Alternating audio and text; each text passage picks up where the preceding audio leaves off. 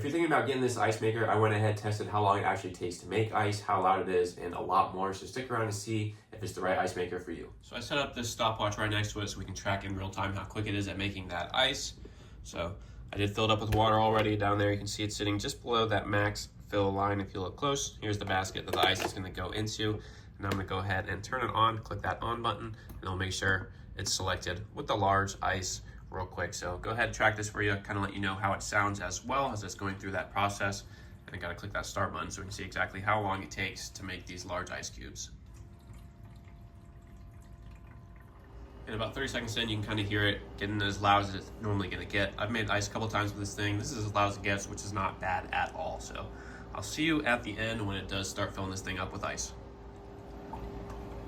You can see it's starting to move now. Those ice cubes back there are pretty formed, so I think it's about to drop them at about 8 minutes.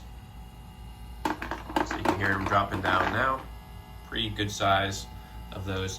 And the instructions do say it'll take anywhere from 6 to 13 minutes depending on the temperature of the water and room. I do live in Florida, so a much hotter state than most places around here. So I would say if you're living up north, probably gonna get it closer to that 6-minute mark, but 8 minutes still is not bad to go ahead and finish making a nice set of ice cubes. And to show you exactly what they look like down there, pretty good size. And you get 2, 4, 6, it looks like you get 8 of them each time it dispatches. So now let me go ahead, scoop them out, show you what they look like in a nice clear cup here so you can see exactly what they would look like if you were using them with your drinks.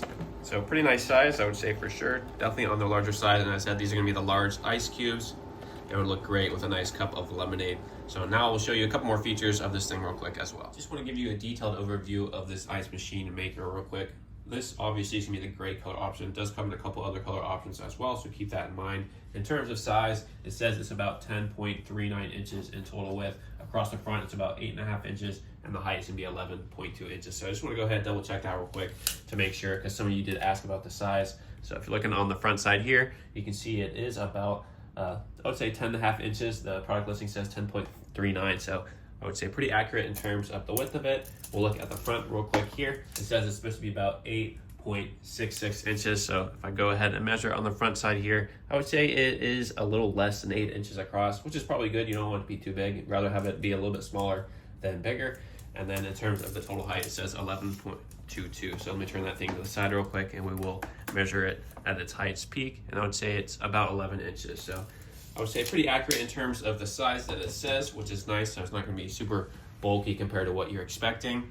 And then I'll take a look at all the other features. So you can see you do have an add water button here to let you know when you need to add water to make more ice. Also tells you at the top when you need to know that the ice is actually full, so it won't put any more in there when that button is lit. Also have that power button. You can see it's blinking green because I did plug it in. I got to click that on off switch to get it working, of course. Then you do have the select button. So you have your small size ice cubes and the large ones on this right side as well. When you go ahead and open this clear little area, you can see you got your little scooper in there that comes in there. Obviously you don't want that necessarily in there when it's making the ice, but this is gonna be that basket that collects the ice. You can see the excess water will drip down to the bottom, has a max line in here as well that you saw me use earlier to actually make the ice. And when you actually do want to drain it, it will drain out there.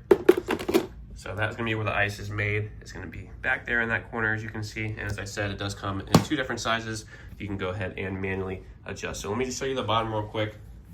That is gonna be where it will actually drain out of. You can see that little thing right there. All you gotta do is twist and open it up and we'll drain that excess water for you. So give you a full 360 view one last time real quick. You can see a nice little handle here.